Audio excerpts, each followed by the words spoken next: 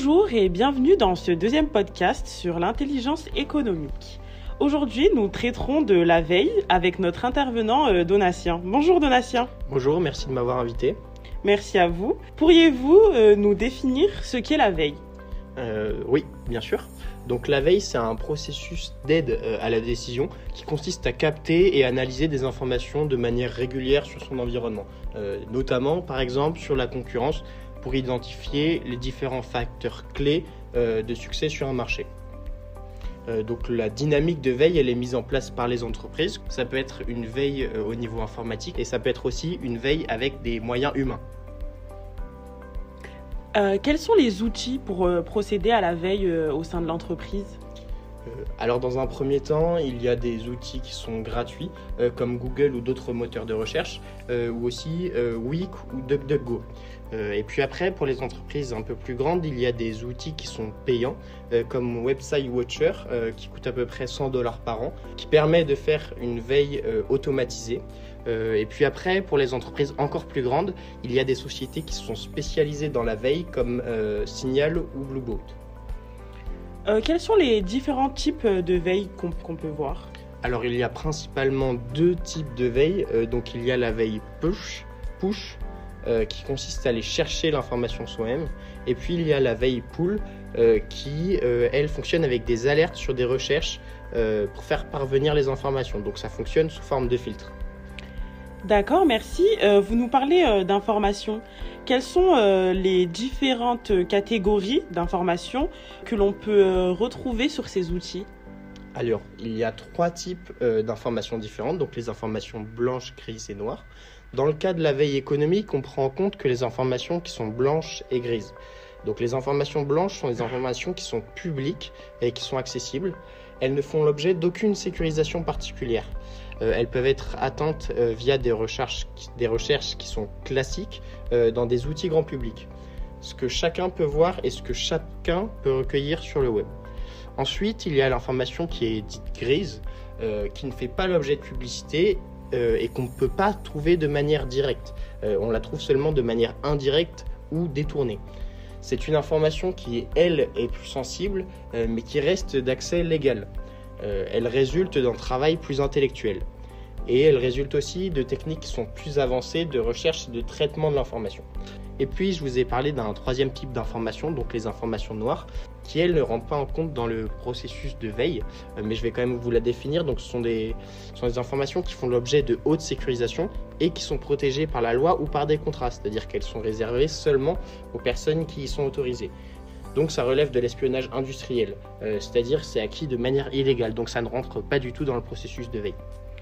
Quel est le pourcentage d'informations légales que l'on peut trouver sur ces outils ? Alors pour la répartition qu'on peut observer, on est à peu près sur 95% des informations qui sont blanches ou grises, et puis le reste, les 5%, qui sont considérées comme des informations noires, c'est-à-dire illégales. Après la collecte de ces informations, comment on les diffuse en interne ?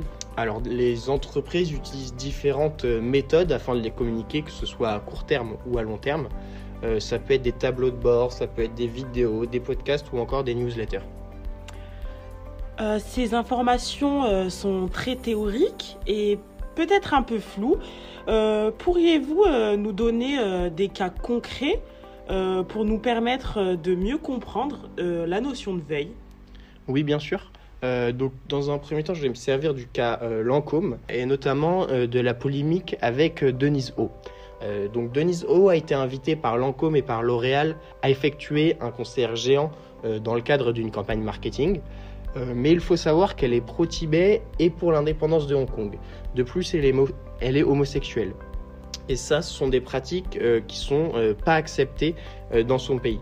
Il y a eu polémique dans un premier temps dans sa région puisqu'il y a eu des boycotts de cette campagne et par la suite il y a eu un double effet, un effet qui se coule, c'est-à-dire qu'ils ont décidé de retirer cette campagne qui a engendré une perte de 2,5 milliards d'euros.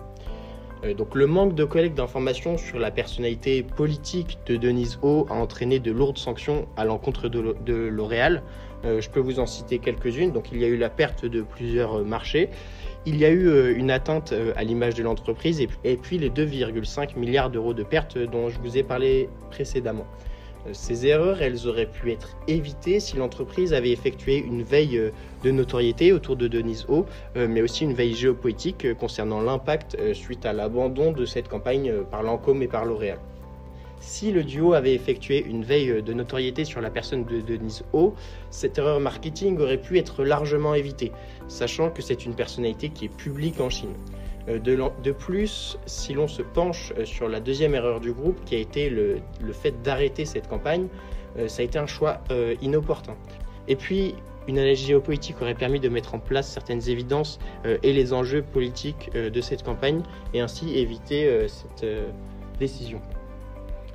Merci pour cette illustration. Donc, on voit que l'absence de veille peut avoir de réels impacts négatifs, notamment sur l'entreprise. Avez-vous un exemple d'entreprise où la veille a été faite de manière efficace et donc a eu de bonnes conséquences pour les entreprises? Oui, bien sûr. Alors pour moi, le cas Huawei est un des cas qui permet le plus de mettre en avant l'importance de la veille et comment elle peut permettre à l'entreprise de prendre les bonnes décisions pour réussir. Donc je me souviens du cas Huawei qui avait été évoqué par Alain Juillet lors d'une conférence sur l'intelligence économique. L'histoire date d'il y a un peu plus d'un an, lorsque Huawei dévoilait les premières antennes 5G dans le monde, prenant de court son homonyme américain Cisco Systems. Huawei a désormais 2 ans d'avance sur son concurrent américain, mais alors comment cela s'explique ? En effet, il y a une dizaine d'années, Huawei constatait un retard sur Cisco Systems concernant la 2G, la 3G et la 4G. Et donc elle a directement fait le choix de pencher ses recherches sur la 5G. Ce cas montre l'importance de la veille concurrentielle, puisque grâce à ses collègues d'information, Huawei a pu faire les bons choix stratégiques qui lui ont permis aujourd'hui d'acquérir une avance qui peut être considérée comme considérable. Merci. Donc, vous nous avez explicité ce qu'est la veille de notoriété, géopolitique ou encore concurrentielle. Avez-vous des exemples d'autres types de veille mis en avant dans des cas ? Oui. Contrairement à Huawei, le contre-exemple dont je vais vous parler met en avant la veille dans le processus de l'intelligence économique. C'est le cas pour l'entreprise Kodak qui n'a pas su s'adapter au numérique dans le domaine de la photo. À la fin du XXe siècle, Kodak va de prouesse technologique en avancée commerciale. Kodak lance l'appareil photo Instamatic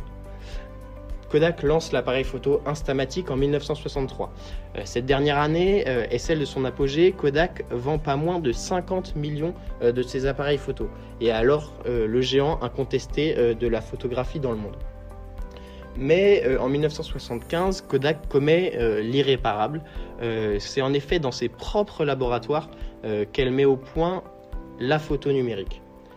Mais Kodak a beau avoir entre les mains la technologie de demain, le groupe ne transformera jamais l'essai.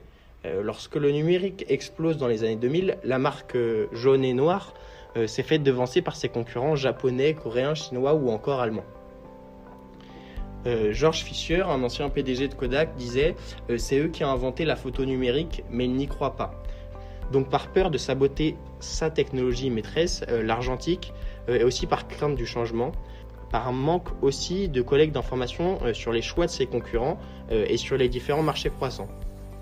À partir de ces informations-là, les dirigeants de Kodak ont refusé de s'adapter aux nouvelles exigences du tout numérique. Encore une fois, George Fisher expliquait qu'il y avait une peur de ce que représentait le numérique. Une bonne veille économique aurait pu être le garde-fou d'une telle dérive. On a pu voir que grâce à la veille, l'entreprise peut agir activement sur son environnement, sur ses nouveaux concurrents entrants sur le marché ou sur les différents changements, afin de dégager de nombreux avantages concurrentiels ou simplement d'innover sur son marché.